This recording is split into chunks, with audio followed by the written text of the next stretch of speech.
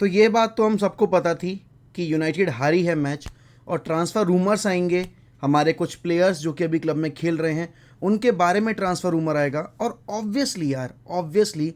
Cristiano Ronaldo के बारे में भी रूमर निकल कर आएगा।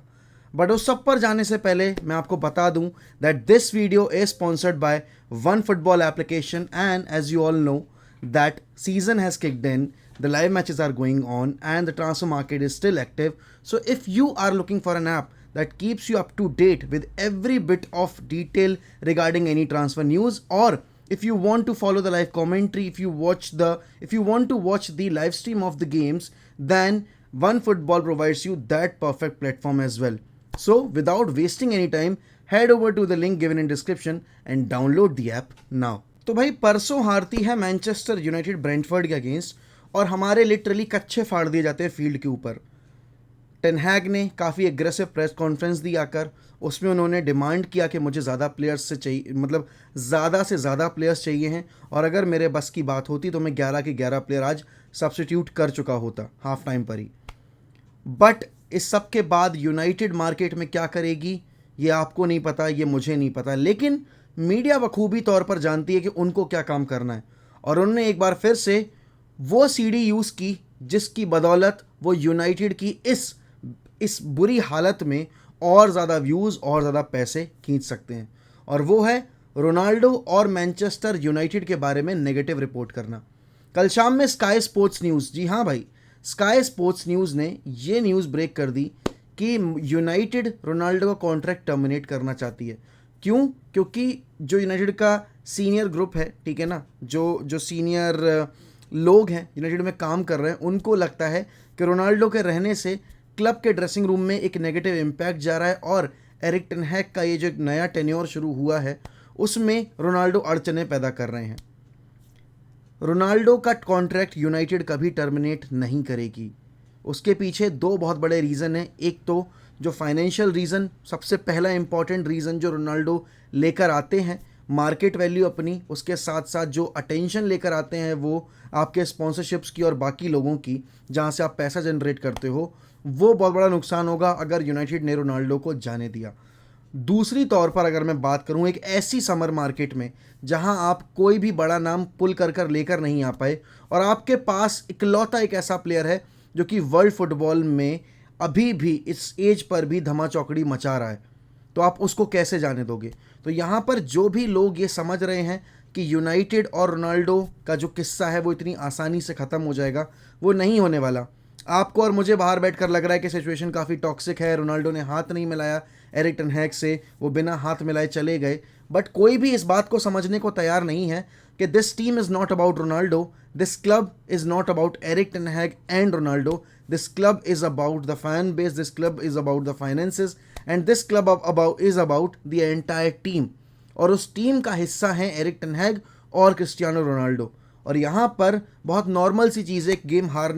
हार जाने के बाद हाथ ना मिलाना। मीडिया इतना निट पिकिंग करती है इन सारे इंस्टेंसेस को कि उससे जो एक नेगेटिव एटमोसफियर जो ऑलरेडी इतना बिखरा सा यूनाइटेड का फैन बेस है, उसको भड़काने में बहुत ही यूज़फुल रहती हैं वो चीज़ें। इसके साथ ही साथ भाई कल फैब्रिज़ो रोमानो ने एक और चीज़ डाली है, एक पॉजिटिव अपडेट है बेसिकली। अगर मैं उसको लाइन बाय लाइन पढ़ूँ अगर, तो आपको वो एक पॉजिटिव अपडेट ही दिखाई देगी, और मैं उसको पढ़ के सुनाता हूँ बेसिकली। तो फैब्रिज़ो रोमानो ने जो इंटरव्यू जो हुआ था एंटनी का, उसमें एंटनी ने बोला है, will ten Hag call me? No idea, he has to discuss this with my agents, I am focused on here, what will come, we will see. तो देखो यार, और उसका लेटर पार्ट भी है, I feel good at Ajax, I give everything for this club every minute, so I am loving this city and this club. पहली 4 लाइनें जो एंटनी ने इंटरव्यू में बोली हैं, उससे साफ पता चल रहा है that he is looking for a call from Manchester United and specially from Erik ten हैग्स and.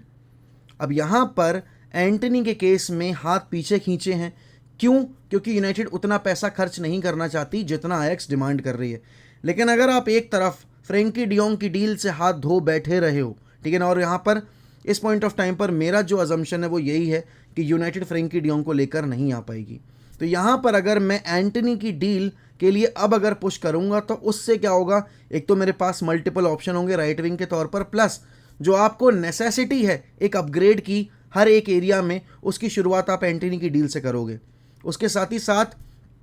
Jason Burt की भी रिपोर्ट आई है कि यूनाइटेड बहुत जल्दी ही 15 दिन के अंदर 3 साइनिंग्स करने वाली है और एक्सपेक्ट कर रहे हैं कि मोर देन 3 साइनिंग्स भी हो सकती हैं, बट एटलीस्ट 3 साइनिंग्स डिमांड की हैं एरिक टेन हैग ने। उन्होंने इस समर मार्केट में कम से कम 6 साइनिंग्स की डिमांड रखी थी, जिसको अभी तक यूनाइटेड बोर्ड ने पूरा नहीं किया है।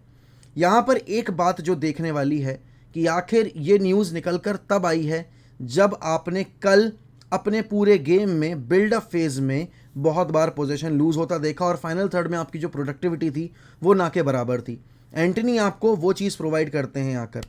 यहाँ पर निगाहें सारी अभी इसी ट्रांसफ़र डील पर बनी रहेंगी, क्योंकि फ्रैंकी डियोंग की डील है वो धीरे धीरे मरती जा रही है और अब चांसेस इस बात के ज़्यादा हैं कि फ्रैंकी डियोंग बार्सिलोना में ही रुक सकते हैं। तो मेरे लिए इस चीज़ को एक्सेप्ट कर पाना अब थोड़ा आसान हो गया है कि फ्रैंकी डियोंग नहीं आने वाले हैं, और आई थिंक अब ये चीज़ यूनाइटेड के फैन बेस को भी एक्सेप्ट कर लेनी चाहिए कि उस झूठी उम्मीद में, उस झूठी आस में मत रहो, उस झूठी उम्मीद, उस झूठे सपने का पल्लू पकड़कर मत बैठो और इंतज़ार करो कि फ्रैंकी डियोंग आकर हमारी मिडफील्ड को संवारेगा।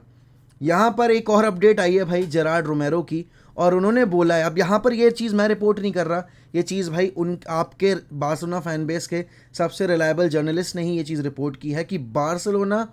Are monitoring the situation of Diogo Dalot and Wan-Bissaka for that right back role.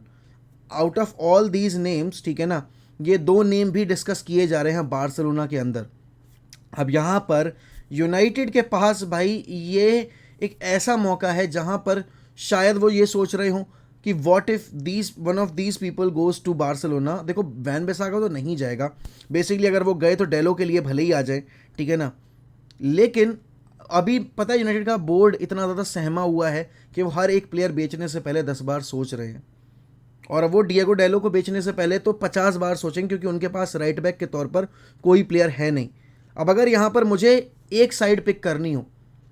तो मैं किसको देखूंगा? अभी यूनाइटेड के पास अभी कोई राइट बैक नहीं है, तो इस केस में मैं राइट बैक का एरिया अगर डेलो को बेचकर और कमज़ोर कर दूंगा तो मेरे लिए वो एरिक टेन हैग के हाथ पैर बांध कर उनके गले में फांसी का फंदा लटकाने वाली नौबत पैदा कर दूंगा मैं, तो वो मैं नहीं करना चाहता। अगर यूनाइटेड राइट बैक पर एक प्लेयर को बेच रही है तो उनको राइट बैक पर एक प्लेयर और लेकर आना पड़ेगा, और वो प्लेयर आपका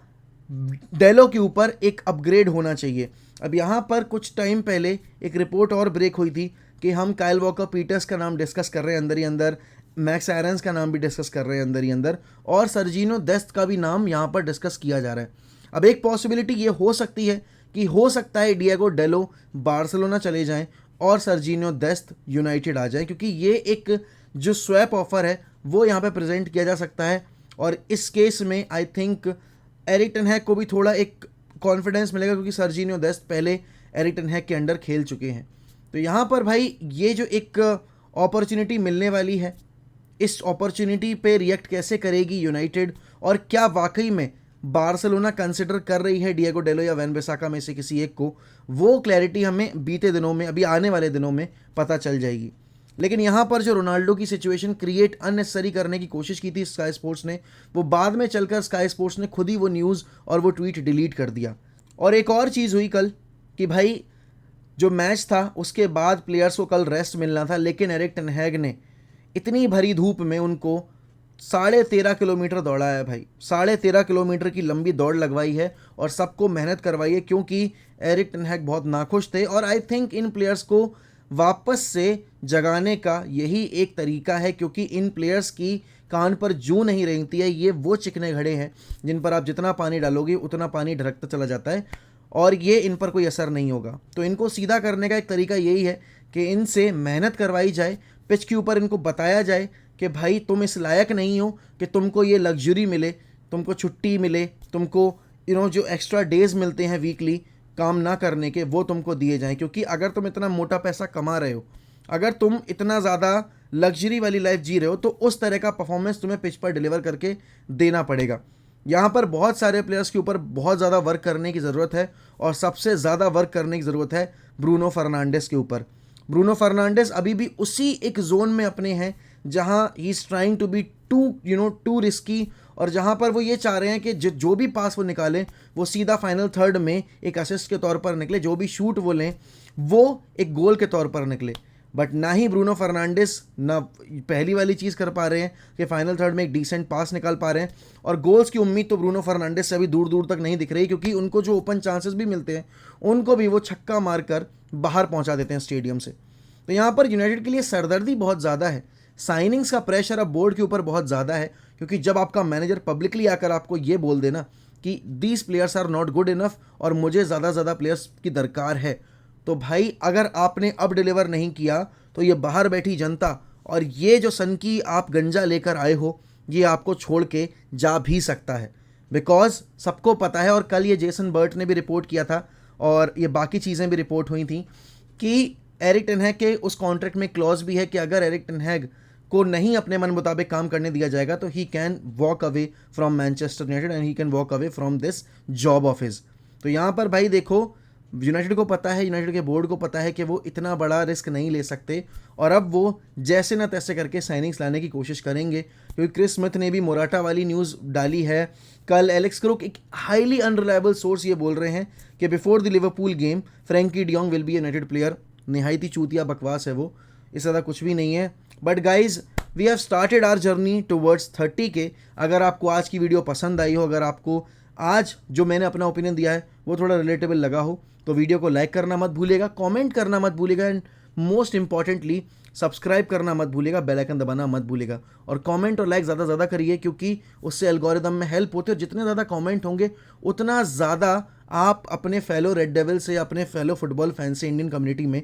इंटरेक्ट कर पाओगे। तो keep doing that. Till then, goodbye, take care, and as always we will always keep the red flag flying high guys, as Manchester United will never die.